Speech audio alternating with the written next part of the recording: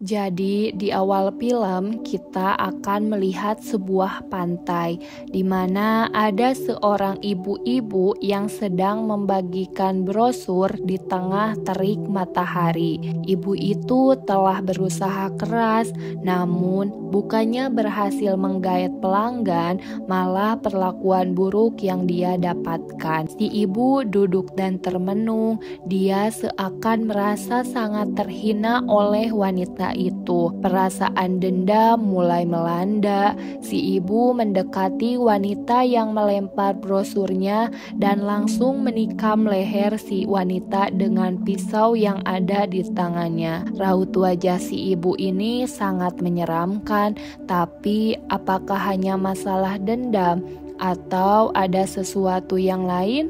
Cerita balik ke 20 tahun yang lalu. Diperlihatkan ada seorang bocil bernama Yon. Dia punya indera keenam, yaitu bisa melihat dan merasakan kehadiran sebuah roh. Bukan tanpa sebab kekuatan itu ada di dalam diri Yon. Yon mempunyai garis keturunan dukun dari ibunya, sedangkan ayahnya hanyalah manusia biasa. Ayah Yon menginginkan Yon hidup seperti anak lainnya, sehingga mereka menyembunyikan kemampuan Yon kepada orang lain. Suatu ketika penduduk desa sedang mengadakan ritual hajat laut. Ritual ini hukumnya wajib bagi semua penduduk desa. Yon pun heran dan bertanya kepada pamannya, mengapa ritual ini harus selalu dilakukan setiap tahunnya, paman? Pamannya pun menjawab bahwa ada kisah mengerikan di balik ritual ini. Dulunya ada seseorang yang dirasuki iblis jahat. Orang itu dihasut untuk selalu membunuh orang lain. Karena semua penduduk sangat ketakutan, mereka pun mencoba mengusirnya keluar dari desa. Tapi saat akan diusir, tiba-tiba orang tersebut menusuk matanya sendiri lalu menjatuhkan diri ke laut. Mayatnya pun terapung berhari-hari tanpa ada yang berani mendekatinya. Mendengar paman menceritakan hal yang menakutkan kepada Yon, ibunya marah, tapi si paman malah tersenyum. Pada malam hari, ritual utama dilakukan. Penduduk desa meletakkan lentera di laut sebagai persembahan. Nah, si paman terjatuh. Semua orang yang ada di sana tertawa dong. Si paman segera berdiri, namun dia merasakan hal yang aneh di belakangnya. Saat dia berbalik, si paman diseret ke dalam air. Semua orang mendengar kegaduhan, tapi mereka tidak bisa melihat si paman. Mereka pun langsung ketakutan. Sedangkan guys, si paman sedang berjuang naik ke permukaan sambil berteriak minta tolong. Saat itulah nenek Yon mulai gemetar sambil berkata bahwa ada hantu di sini. Beberapa saat si paman berhasil diselamatkan, tapi si paman mulai bertingkah aneh loh. Dia terus mencakar wajahnya sendiri hingga mengeluarkan darah. Si kakek mendekati si paman. Tiba-tiba si paman akan menusuknya dengan pisau kecil, tapi untungnya orang yang ada di sana menahannya. Nah, mata kanan si paman berubah jadi hitam dan langsung mengamuk. Lagi-lagi si paman akan menusuk si kakek. Nenek berteriak sambil menangis menyuruh si paman untuk meletakkan pisaunya, tapi si paman malah menusuk mata kanannya dengan pisau yang dipegangnya. Wajah si paman yang berlumuran darah menoleh ke arah Yon dan langsung berteriak lalu mati. Paginya Yon demam, ibunya memanggil dokter, namun dokter mengatakan dia baik-baik saja. Mata kanan Yon sakit dan penglihatannya menjadi buram. Tiba-tiba dia terlihat sangat ketakutan. Ibunya bertanya apakah yang dia lihat. Yon hanya menjawab dia tidak tahu. Kejadian-kejadian aneh terjadi. Tubuh ibunya ditemukan mengambang di laut dan neneknya gantung diri. Ayah Yon sangat terpukul sehingga dia menyalahkan Yon atas semua yang telah terjadi. Si kakek membawa dukun untuk menyembuhkan Yon. Dalam upacara pengusiran setan, nampak roh yang menguasai tubuh Yon sangat marah dan mulai menyerang si dukun. Dukun berkata bahwa mereka harus membunuh Yon jika tidak mau ada lagi yang celaka. Namun sebelum itu terjadi, si dukun keburu mati. Besoknya sang kakek membawa pendeta untuk menyembuhkan Yon kembali. Pendeta memeriksa Yon tapi malah bilang kalau Yon bukan kerasukan setan, tapi Yon adalah korban kekerasan. Mendengar hal itu, ayah Yon menjadi marah dan mengusirnya para pendeta. Sebelum para pendeta itu pergi, Yon memegang tangan pendeta bernama Sang dan berbisik kepadanya. Dalam perjalanan pulang, pendeta Sang tiba-tiba tidak enak badan. Dia izin kepada pendeta senior yang bernama pendeta Yang untuk pulang terlebih dahulu ke rumahnya. Ternyata roh itu telah berpindah ke tubuh pendeta Sang dan dia mulai membunuh kedua orang tuanya. Di tempat lain, mata kanan Yon kembali normal. Dia memanggil ayahnya, tapi sang ayah keburu emosi dan malah ingin membunuh Yon, namun dihentikan oleh sang kakek. Yon pun kabur keluar rumah. Yon terpikir akan pendeta Sang, jadi dia memutuskan untuk pergi ke rumah pendeta itu. Sesampainya di depan rumah pendeta Sang, dia merasakan sesuatu hal yang sangat buruk sedang terjadi. Dia tidak berani masuk dan tiba-tiba seorang perempuan datang menghampirinya. Perempuan tersebut adalah seorang polisi yang kebetulan sedang lewat bersama putrinya. Yon menunjuk ke arah rumah pendeta Sang tanpa bicara sepatah kata pun. Polisi tersebut curiga dan berusaha masuk ke rumah pendeta Sang. Setelah membunuh kedua orang tuanya, pendeta Sang merasa sangat kehausan dan mulai meminum banyak air. Saat sedang minum, ternyata telepon berbunyi. Telepon itu dari sekolah yang memberitahukan bahwa adiknya tidak masuk. Sadar akan hal itu, pendeta Sang mulai mencari adiknya yang bernama Choi dan menemukan persembunyian di bawah kolong tempat tidur. Saat akan mengeksekusinya, tiba-tiba suara bel berbunyi. Pendeta Sang membuka pintu dan ternyata itu adalah si polisi wanita. Polisi itu curiga ke pendeta Sang karena ada noda darah di baju dan tangannya. Si polisi masuk dan mulai mencium bau darah yang sangat menyengat. Dia melihat ke arah kolong dan menemukan Choi sedang ketakutan. Dia pun mencoba menolongnya. Naas pendeta Sang muncul di belakangnya dan mulai menyerangnya. Polisi wanita itu bukan tandingan pendeta Sang yang dirasuki roh jahat.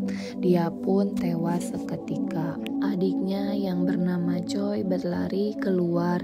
Di luar, anak dari polisi itu heran dan bertanya, kemana ibunya? Anak itu hanya bisa terdiam dan tak lama ambulan datang membawa mayat si polisi wanita. Anaknya pun sangat histeris, sedangkan Yon menatap pendeta Sang yang mulai berlari dan kabur. Balik ke masa sekarang, Yon bekerja sebagai sopir taksi sambil terus mencari informasi tentang pendeta Sang. Dia masih memiliki sedikit kemampuan supranatural walau tidak sekuat dulu. Sementara adiknya pendeta Sang yang bernama Joy berprofesi sebagai pendeta. Suatu waktu kekuatan penglihatan Yon aktif dan melihat sebuah kejadian. Dia mengikuti dan menemukan sebuah mayat sesuai dengan penglihatannya. Polisi yang bernama Gil dan rombongannya datang ke tempat Yon tadi berada. Dia melihat mayat itu dan menemukan fakta aneh, yaitu tubuhnya basah kuyup oleh air laut walaupun berada di tempat yang kering. Selain fakta tersebut, polisi Gil juga mengetahui bahwa laporan penemuan mayat itu berasal dari Yon. Yon telah mencurigai seorang tersangka pembunuhan yang erat kaitannya dengan roh jahat. Dia mendatangi rumahnya yang ternyata dia seorang yang lumpuh. Dia menunjukkan foto pendeta Sang, lalu seketika wajahnya berubah dan marah, kemudian mengusir Yon. Tidak punya pilihan lain, Yon pun pulang, tapi sebelum itu dia memberitahukan nomornya kepada sang istri jikalau ada sesuatu yang aneh tentang suaminya. Saat hendak pergi, Yon bertemu dengan anak tersangka dan bilang kalau ayahnya telah sangat berbeda. Hal itu semakin meningkatkan rasa kecurigaan Yon. Di bawah, Yon bertemu polisi Gil dan membawa Yon ke kantor polisi untuk dimintai keterangan. Yon menjawab semuanya dan memberitahukan kemampuannya kepada polisi Gil. Namun dia tidak mempercayainya dan malah menahannya. Di kantor polisi, kekuatan Yon tiba-tiba aktif lagi. Dia melihat anak tersangka ada dalam bahaya. Polisi Gil dan Yon pergi ke rumah tersangka dan menemukan istri tersangka sudah mati terbunuh dengan banyak air laut menggenanginya. Mereka keluar dan melihat tersangka yang lumpuh berdiri di bawah. Tersangka kabur, lalu Yon dan polisi Gil mengejarnya. Setelah bersusah payah, akhirnya mereka berhasil melumpuhkan tersangka. Tersangka yang dirasuki roh jahat kemudian bercerita bagaimana cara dia membunuh semuanya. Hal itu membuat emosi polisi Gil naik dan akan menghajarnya, namun keburu dihentikan Yon. Roh dalam tubuh tersangka pergi untuk sementara. Dia akan dibawa ke penjara, namun di saat polisi Gil lengah, Yon menguncinya dan malah membawa tersangka ke tempat temannya. Teman Yon merupakan seorang praktisi spiritual. Yon akan melakukan ritual pengusiran setan di rumah temannya itu. Namun saat Yon datang, dia malah diusir karena temannya gak mau mengambil resiko mengusir roh jahat yang kuat. Yon pun memaksa sehingga mau tidak mau temannya menerima. Ritual pengusiran roh itu dibantu oleh pendeta Choi dan seniornya. Ketika mereka sedang berdiskusi, tubuh tersangka yang dirasuki roh jahat itu tiba-tiba melayang. Pendeta mengatakan pengusiran roh jahat harus segera diselesaikan. Si roh jahat tak gentar sama sekali, bahkan mengejek pendeta Choi karena dulu dia sangat penakut. Terprovokasi karena itu, pendeta senior menyuruh pendeta Choi keluar, tapi di waktu yang bersamaan polisi Gil datang untuk membawa tersangka. Yon mencoba menghalanginya karena di dalam sedang ada ritual pengusiran roh jahat, tapi Gil tetap memaksa masuk. Saat akan masuk, tiba-tiba si pendeta pun keluar dan mengatakan bahwa pengusiran roh jahat telah berhasil. Gil pun langsung memborgolnya dan memasukkan tersangka ke dalam mobilnya. Roh jahat itu melihat ke arah Yon sambil mengatakan bahwa anak si tersangka itu akan segera mati. Yon memperingatkan polisi Gil hati-hati terhadap roh jahat itu, tetapi Gil malah mengabaikannya lalu pergi. Dalam perjalanan pulang, pendeta mengatakan mengatakan bahwa Yon telah memprovokasi sesuatu yang tidak seharusnya mereka ketahui. Lalu pendeta itu meninggalkan Yon dengan tatapan kosong, dan tiba-tiba sebuah truk besar menabrak pendeta senior sampai mati. Berlanjut ke kantor polisi, Gil sedang menginterogasi tersangka.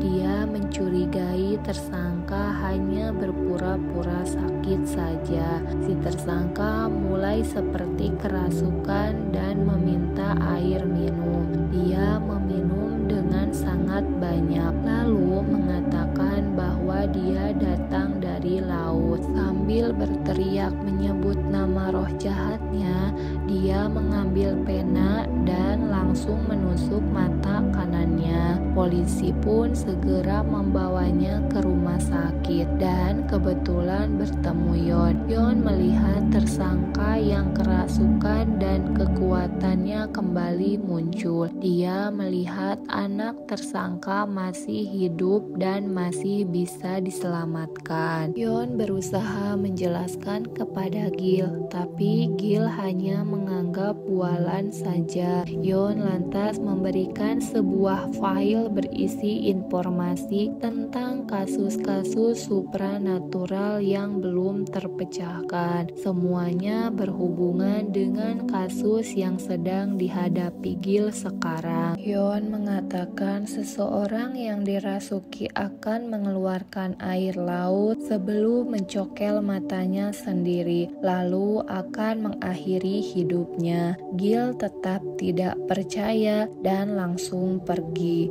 Di rumah sakit, Gil membaca file yang diberikan Yon. Gil menyadari bahwa kasus dalam file itu nyata.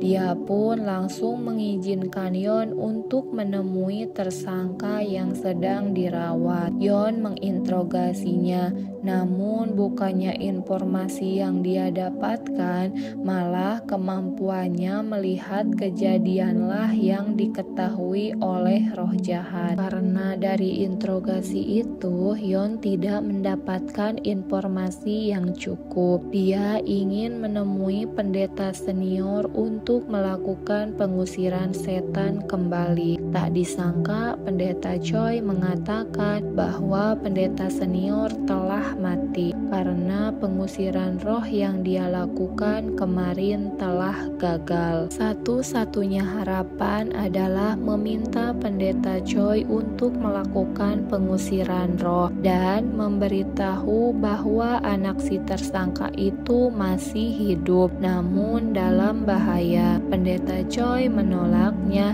karena keimanannya mulai goyah. Saat tertidur, pendeta Choi malah didatangi pendeta senior dalam mimpinya. Hal ini membuat Yon merasa bersalah dan meminta ketua pendeta untuk mengirim pendeta lain untuk pengusiran roh. Namun, ketua pendeta malah mengabaikannya. Sementara di kantor polisi, Gil meminta izin untuk menyelidiki keberadaan anak tersangka pada komandannya, tapi ditolak karena tidak cukup bukti. Akhirnya polisi Gil mencari sendiri tapi tidak menemukan petunjuk apa-apa. Yon dan polisi Gil akhirnya meminta bantuan temannya Yon untuk melakukan ritual pengusiran roh. Ritual pun dimulai.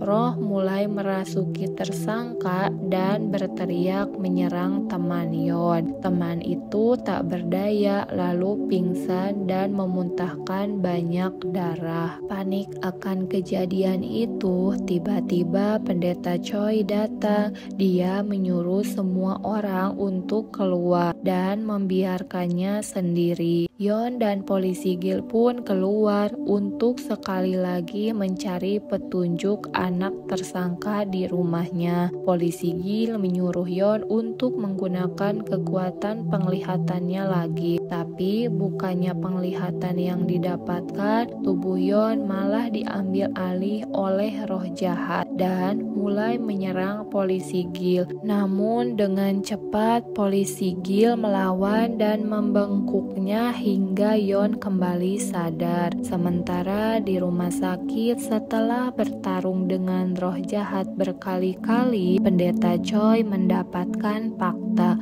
bahwa yang merasuki tersangka hanya antek-antek dari ketua roh jahat. Pendeta Choi memaksa tersangka untuk menyebutkan nama ketua roh jahat itu. Namun roh jahat itu terus menyerang dan meminta tolong pada ketua roh jahat untuk menyelamatkannya. Tiba-tiba sebuah sosok besar muncul di belakang Pendeta Choi dan membuat Pendeta Choi memuntahkan banyak darah. Mampukah Pendeta Choi mengalahkan roh jahat, dan mampukah Yon serta polisi Gil menyelamatkan anak si tersangka? Saksikan kelanjutannya di video YouTube aku selanjutnya ya.